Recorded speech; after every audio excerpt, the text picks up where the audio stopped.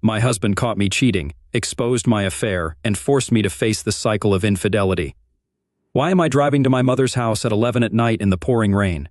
Why are my husband and children safe and dry at home, probably already asleep in their beds? Why did Bradley threaten to divorce me? I haven't even done anything. What the heck is going on? Why won't anybody talk to me? My name is Emma Smith, except professionally I go by my maiden name Johnson. My husband, Brad, never had a problem with that. He understood how important it was to me that I earned my degrees and certifications in clinical psychology under my own name before we got married. He was always supportive, and that's why we didn't have the ceremony until I was 26. That day, just over 9 years ago, was probably the happiest day of my life. We had the perfect wedding, not too big, not too small, and all of our families were there. My father, Jim, is an amazing dancer. He'd been taking lessons for something like 15 years. That's how he met his wife, Grace. Technically, she's my stepmom, but I was already 17 when they first met, so she didn't have a hand in raising me. My mother, Linda, was also there with her fourth husband, Glenn. Having them all together at the wedding was a major feat of diplomacy, but it went smoothly. I even saw Mom sitting at a table with Dad and Grace while I was dancing with Bradley after the father-daughter dance. We wanted to start our family right away since we'd waited to get married. Brillin is 8 and Caden is 6, a girl and a boy, 2 years apart, just like me and my younger brother Tommy. I know it's silly, but it makes me feel like I accomplished everything correctly. They're at home now and I'm not. I should go back.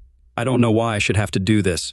I belong in my house with my family, and Bradley needs to just get over his hurt feelings and accept what's going to happen. I need to go back home. I need to make things right with him.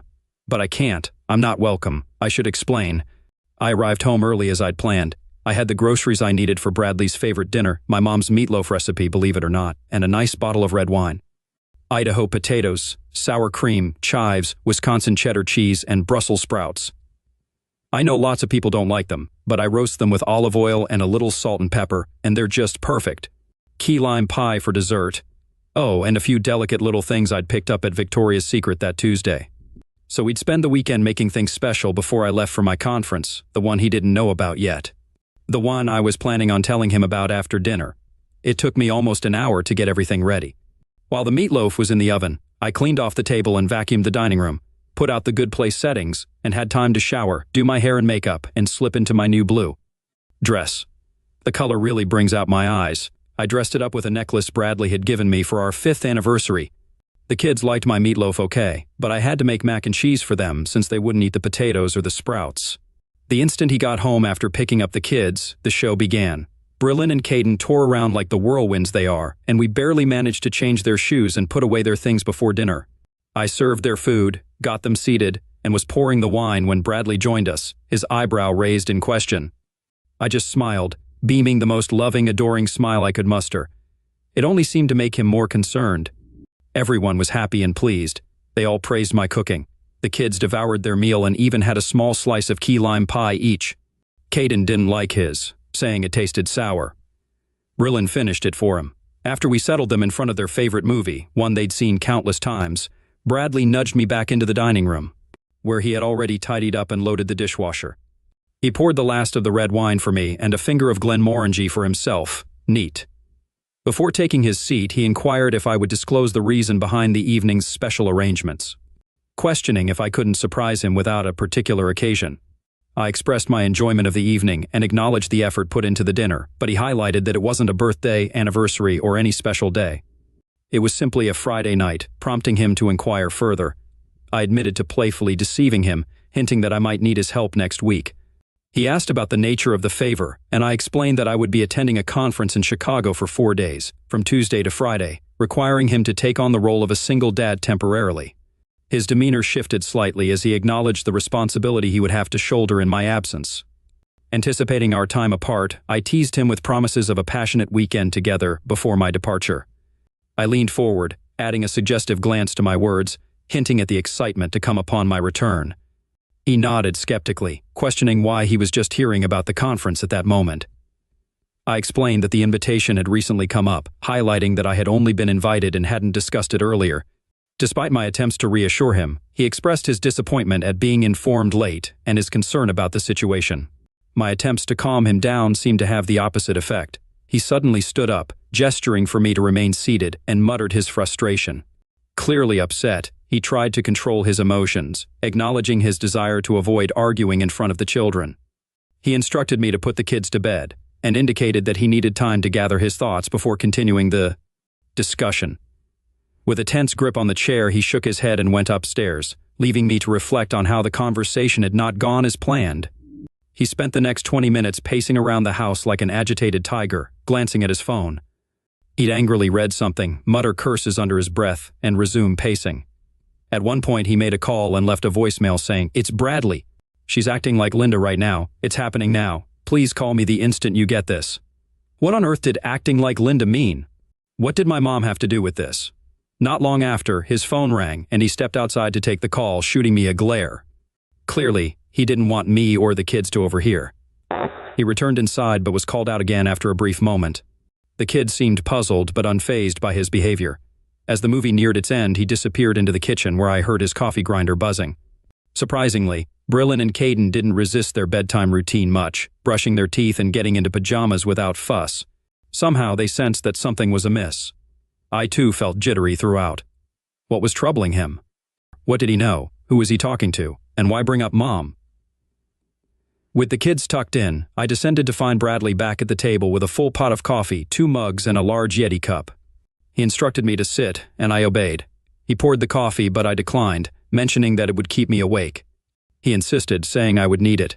I pressed him to tell me what was bothering him, and he responded by saying he would if I would, assuring me that nothing was wrong. He explained that I was worrying unnecessarily, emphasizing that it was just a conference, a one-time event that I needed to do for myself. I questioned his motives, and he reaffirmed his stance, saying it was exactly as he had stated. He expressed dissatisfaction with the taste of the coffee, prompting me to question what was wrong. Despite my reassurance that the coffee was fine, he began a conversation by asking if I considered him stupid. After affirming that I didn't, he questioned whether I believed myself to be smarter due to my graduate degree in psychology. I denied this and affirmed my respect for him as my husband, partner, and human being. He emphasized the importance of honesty in our conversation and warned against half-truths or sugarcoating. He insisted that he knew more about the situation than I thought and cautioned against lying or manipulation, emphasizing that it wouldn't end well if I attempted to deceive him. I assured him that I would never deceive him, but suggested that he might be deceiving himself. He questioned when I was invited to the conference and how long I had known about it. I explained that I had only mentioned it that evening, claiming it had just happened.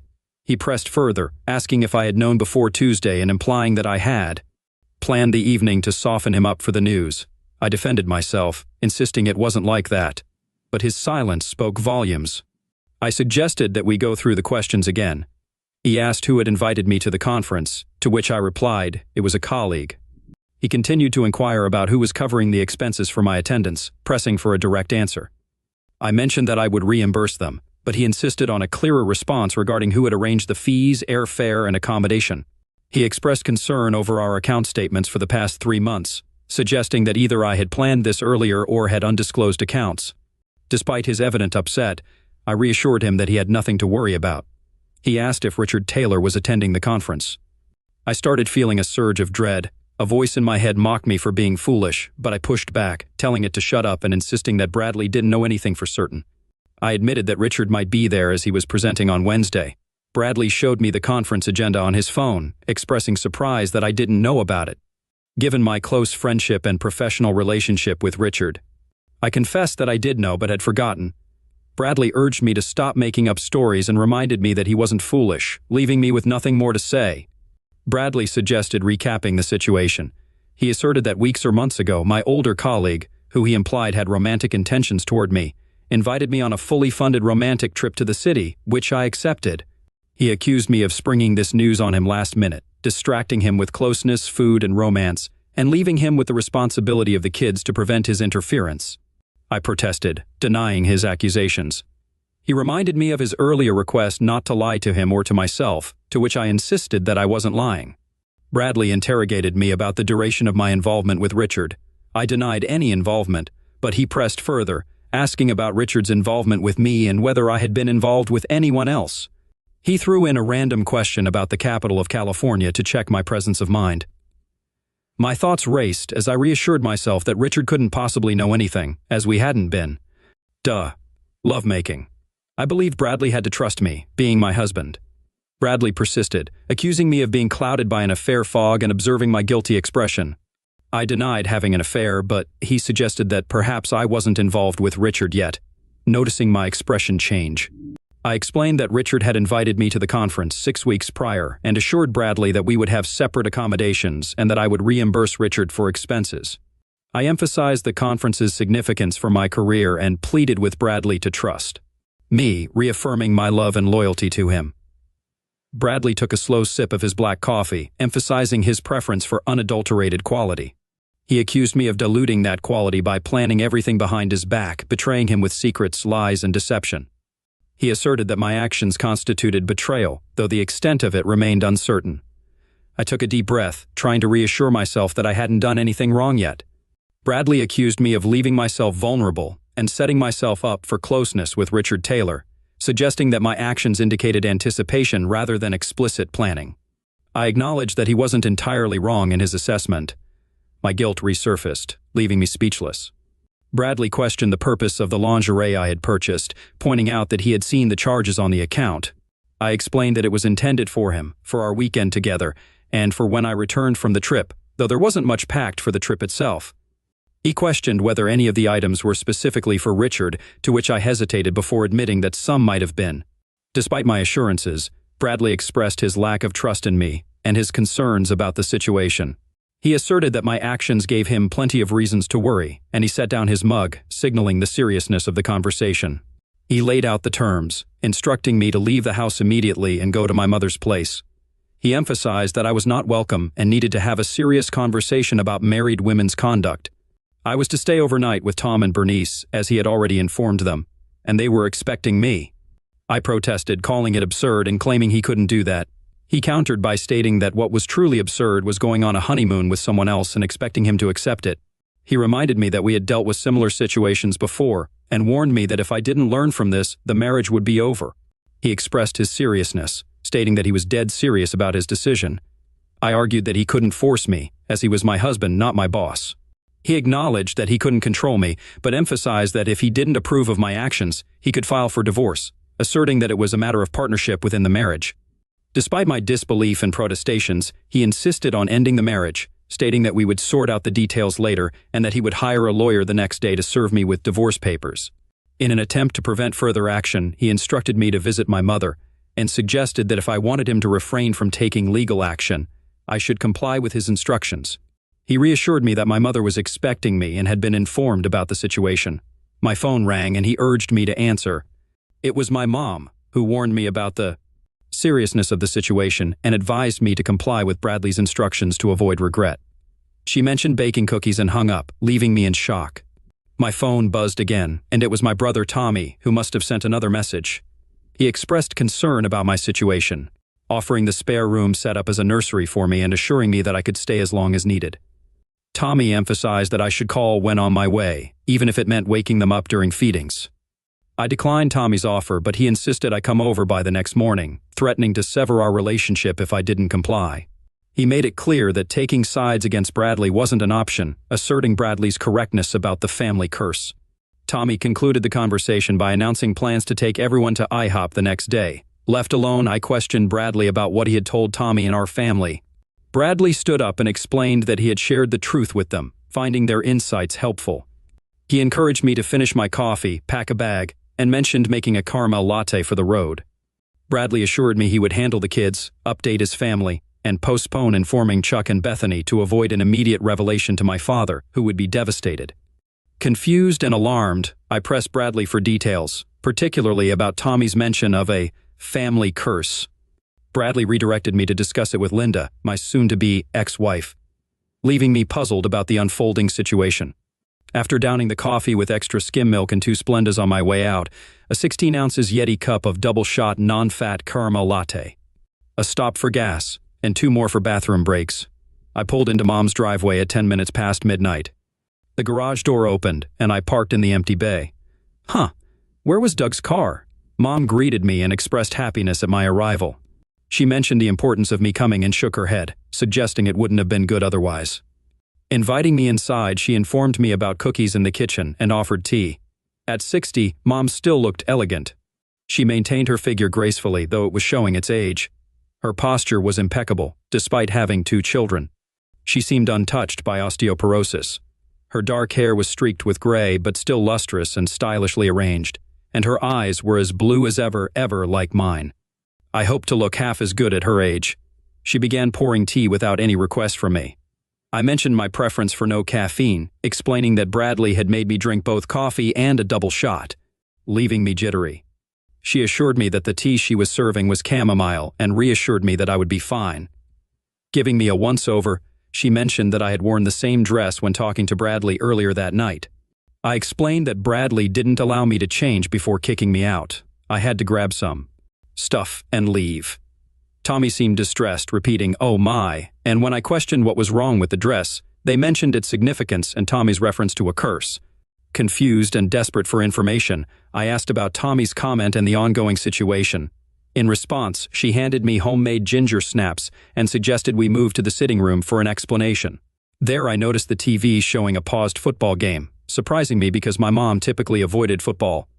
I inquired about Doug's whereabouts, and she revealed that Doug usually stayed with his friend Brian, with whom he had been in a relationship for almost 20 years. The revelation about Doug's handsomeness left me puzzled about why my mom was married to him. She detailed a complicated story about their marriage with Doug, emphasizing the societal pressures that led them to be married. They acknowledged the acceptance of gay couples marrying nowadays, but explained that, at their age, there were various complexities and layers to their situation. Doug, despite admitting he was gay, did not fully accept himself as such, and did not see himself living openly as a gay man. Instead, he considered his relationship with Brian unique. She clarified that Doug didn't feel shame about being gay, it just wasn't how he identified himself.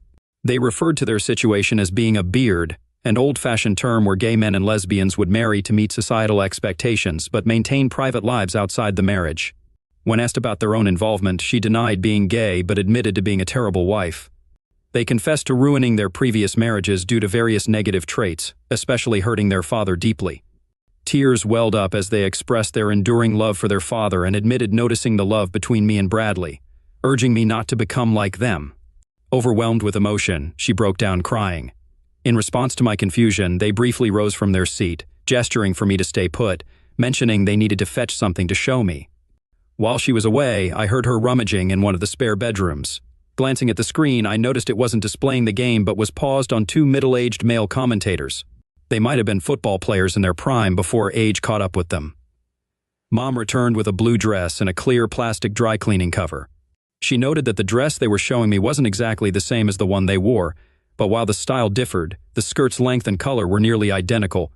She shared that she had worn this dress the night she ended her marriage to my father almost 30 years ago. The reason for keeping the dress remained unclear to her, whether as a reminder of mistakes, a connection to their time with Jim, or because it made them feel beautiful. They recounted wearing the dress once more on their birthday that year, but it only made things worse. The incident happened in February, during a snow-in period with little sunlight. They had bought the dress for Valentine's Day, but the plans were canceled, and they ended up spending it with me and someone else. Jim never saw the dress, and to add to the unfortunate circumstances, it was a leap year, extending the duration of the dreaded month. At the time, I was part of a group of women and their husbands. I barely remember their names now. As couples, we were all pleasant, but when it was just us women, well, you wouldn't believe the scheming and gossip. We'd talk about what we'd do if the right man came along. One woman regularly cheated on her husband and boasted about it. Another was planning an affair with a CO worker, and we all supported her. Fortunately, her husband caught on before it went too far. I never engaged in any of that, until one day I did. There was a local sports star who frequented bars and clubs, targeting married women and humiliating their husbands. He seemed to enjoy the power he had over them. He'd take these women to his hotel and give them an unforgettable experience, aiming to ruin them for other men. He was charming, wealthy, and famous, so he got away with it repeatedly. His activities were something of an open secret among women seeking excitement. I don't know how many marriages he destroyed, but it was more than a few. It was like a game to him. One of those venues was a dinner dance hall affiliated with the hotel. Our group of cheaters and aspirants decided to bring our husbands there on February 29th, Leap Night, to reconnect with each other and our spouses. You and Tommy were staying overnight with the porters, and we all had hotel rooms. What our husbands didn't realize was that attending with them was akin to buying raffle tickets. Marc Levier would select one fortunate lady for the evening, making her his chosen companion. That's why the night out excited us girls so much. My attention turned to the screen, where Marc Lavalier, the commentator on the left, appeared. His name was displayed in a graphic beneath his chest, confirming his identity as the revelation unfolded. It became apparent that Marc Lavalier was Mommy's awful boyfriend. The disclosure shattered my reality, leaving me feeling instantly dizzy and unwell. When questioned about it, I couldn't recall much, only vague memories of staying with Nana and Grandpa while Dad was gone for a while when I was 6 years old. The details were hazy, but I vaguely remembered being upset during that time. My parents had tried to shield me from the situation, acknowledging that I might not recall any of it. During that period, Dad had disappeared for weeks, and counseling was sought as a way to address the issues in their marriage. Mom admitted to attempting to manipulate or control Dad, as he had accused her of doing. The counseling turned into a disaster, and Dad left for Atlanta in a fit of anger for 10 days. Mom didn't know where he had gone until later, when he started taking temporary work assignments out of town. The mistreatment from Mom led to Dad's anger and departure from their marriage. Mom further revealed an incident with Marc, approaching their table and taking her for a dance without permission. They danced for several songs, and Marc instructed Mom to slip out the back with him. When returning to the table for her purse, Mom faced Jim, who had witnessed the entire encounter. Jim covered for her, distracting Dad and allowing Mom to leave. This marked the end of her marriage to Dad. The separation and divorce took another 1.5 years, marking the real conclusion of Mom's marriage. Reflecting on that time, Mom expressed sorrow, acknowledging that the experience was beyond dreadful. However, she asserted that the worst part wasn't the separation itself, but rather the reasons behind it.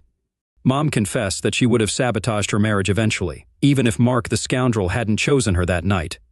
She highlighted her repeated destructive behavior with 3 different husbands, admitting her self-centered and entitled mindset, which she believed mirrored my current behavior. Mom emphasized that recognizing such behavior wasn't apparent at the time, and insisted that only a different perspective would reveal it. This conversation, she explained, was a kind of intervention, hoping that sharing her story would provide me with insight to change my ways before it's too late. She then shared her thoughts during her marriage with Jim, describing it as solid and deeply committed. Despite Jim being a wonderful and devoted husband, she succumbed to the temptation of a rare opportunity with Marc Lavalier, who promised to transform her into a glamorous, liberated goddess for a single night of enchanting closeness. After that night, Mom expected to return to her loving husband, believing that Jim's love would eventually overcome any initial hurt. She detailed waking up in her mother's recliner, having fainted due to the overwhelming situation. Mom handed me water and cookies, explaining that I had been unconscious for about 30 minutes. She suggested I wouldn't sleep, given the circumstances, and encouraged me to stay and continue the conversation. I expressed my intention to go to bed, but Mom doubted I would sleep, given the resonance of her story with my thoughts. I reluctantly agreed that her story had indeed resonated with me. As I sat with the clear bag containing her blue dress next to me, Mom expressed concern about the possibility of me following in her footsteps. She questioned whether I was destined to ruin every marriage I entered, contemplating if I took my husband for granted while seeking solace in other men. Despite not having strayed yet, she acknowledged my intention to do so. She urged me to listen to my inner voice and expressed concern about the potential doom of my marriage if I continued down this path. When she inquired about my inner turmoil, she considered it a good sign that I was conflicted, but sighed in acknowledgement of the struggle. Mom acknowledged her own skill in silencing the voice of reason, admitting the difficulty of diagnosing and treating herself. As a psychologist, she understood the rationalizations I had made, convincing myself that entertaining another man was acceptable, emphasizing the exhilaration and validation it provided. She cautioned against the dangerous thinking that Bradley's forgiveness would pardon or accommodate such transgressions, likening it to a medication that could lead to self-destruction. She highlighted the broader impact on Bradley, Brillin, Caden, Tommy, herself, and even my father, expressing deep concern about 3 generations of Johnson women following the same pattern of self-destruction. The thought of devastating my father by witnessing this cycle weighed heavily on her. As Mom delved into family history, she clarified that Nana, being a Reed, did not have any known instance of infidelity. However, she pointed to Gamma Carroll, who cheated on James, Jim's father, while he was sick and dying, having a boyfriend named Ralph. Carroll eventually married him after James passed, but the marriage didn't last due to mutual unfaithfulness. Bob entered the picture later through a cancer family support group, and Jim initially distanced himself from his mother, holding her responsible for James's passing. Mom explained that I might not have known this family history because I and Dad were already divorced when they started visiting Gamma Carol and Bob in Colorado. Dad forgave Carol eventually, bridging the divide between them, and he even became friends with Bob, despite Bob not being at fault. Dad forgave his mother, but struggled to forgive Mom. However, he eventually forgave her at my wedding, after 20 years, even though she felt she didn't deserve it. She had been unrepentant, apologizing mainly for the cost it imposed on their relationship, and attributing his hurt feelings to his fault. She admitted to being proud of the affair, emphasizing that her pride was the whole point. Mom expressed her fear of being single, noting that she had never experienced it and wouldn't know how to exist alone.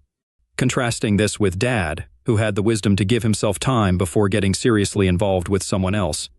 She admitted her lack of understanding about his approach. She acknowledged giving Mark her number the first night they met, leading to subsequent calls and messages.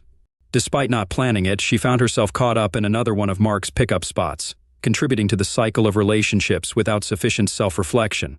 2 weeks later, on St. Patrick's Day, at an Irish pub, Mom recounted her shameful behavior when her marriage with Dad was hanging in the balance.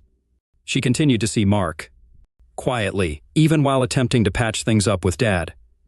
Mom thought her interactions with Mark had nothing to do with her relationship with Jim, believing that what he didn't know wouldn't hurt him. Reflecting on her actions, she considered herself stupid and foolish. In an attempt to deceive Dad, Mom pretended to break up with Mark by staging a phone call, playing the recording for Dad. However, Mark persisted until he was certain the divorce was finalized, then moved on to another conquest, a married woman named Maureen. By that time, Mom had already arranged to marry Jeff. Mom emphasized the need to grasp the entire narrative, as it wasn't solely about Dad and Mark but extended further to her marriage with Jeff. Despite Jeff being a decent guy, Mom acknowledged he wasn't Jim. She married Jeff because he was available, and while she might have made it work with effort, she chose not to. Devoted to raising me and Tommy in the family home, Mom saw herself as only a part-time spouse. She had decided that if Jeff truly loved her, he would accept her choices, emphasizing that he had no other choice because he was a good guy. Mom believed that if he cared about being a good husband, he would comply with her decisions. For her, the external factors in her life weren't supposed to impact their relationship, and Jeff simply had to cope with it. Mom claimed it didn't imply she loved him any less and wasn't truly depriving him of anything. She urged her mom to understand and mentioned feeling dizzy and sick, but insisted she wasn't done. Following Jeff, Mom entered a relationship with Danny, seeking a more open-ended dynamic since she knew she would spend time away from the marriage. Danny was open to having other partners, essentially cheating on Mom, and she turned a blind eye to it, considering it her penance. Though she didn't precisely love him, Mom married Danny, and their arrangement persisted for a while. As time passed and her children grew older, Mom felt neglected and intentionally sought attention elsewhere. She reasoned that if an open marriage was acceptable for Danny, then it should be acceptable for her. Feeling she wasn't impacting Danny, Mom believed he would afford her the same leniency she had given him for the past 6 or 7 years. However, she misjudged the situation. As the end approached, Mom initiated things with Glenn. Mom insisted on sharing these details to make her daughter see the recurring pattern in her relationships, describing Glenn as the best of her husbands since Dad. Mom acknowledged that she took him for granted, assuming he would forgive her regardless of her actions. The most significant argument occurred after Emma's wedding, where Mom essentially ignored Glenn while focusing on reconciling with Dad for closure.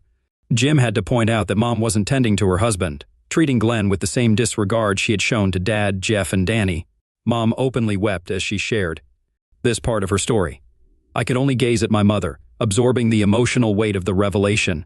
My arms trembled as I urgently struggled my way to the bathroom, barely reaching the toilet before emptying my stomach into the bowl. My mom stood by me, holding my hair as I retched. She tried to console me, sharing her own mistakes, regrets, and misguided choices. In her words, she unfolded tales of broken marriages, selfish decisions, and a repeating pattern of seeking temporary solace outside the commitment she had made. She spoke of her own weaknesses, acknowledging her selfish and thoughtless nature.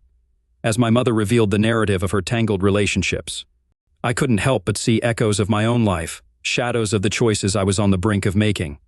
She spoke of wearing a blue dress, seeking attention, and taking her husbands for granted. It was as if she was painting a cautionary tale, a mirror reflecting my current struggles and the potential consequences of my actions. My head was as churned up as my belly. The weight of her words hit me harder than I expected. She described a cycle of self-destruction, a path I seemed poised to follow.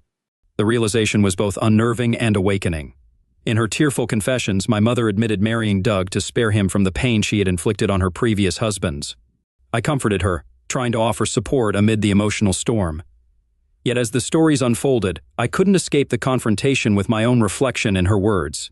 When she veered into my current situation, warning me of the consequences of my actions and the impact on Bradley, I felt a surge of nausea.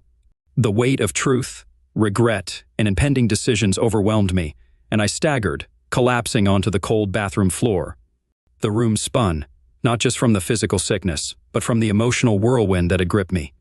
My mother's stories, a tapestry of missteps and heartbreaks, had wrapped around me, leaving me entangled in the consequences of her choices and the potential echoes in my own life. Struggling urgently to reach the bathroom, my arms trembled as I barely made it to the toilet, retching with Mom by my side, holding my hair. She encouraged me to let out all the bad stuff, emphasizing the realization of the consequences of burning down one's own life repeatedly.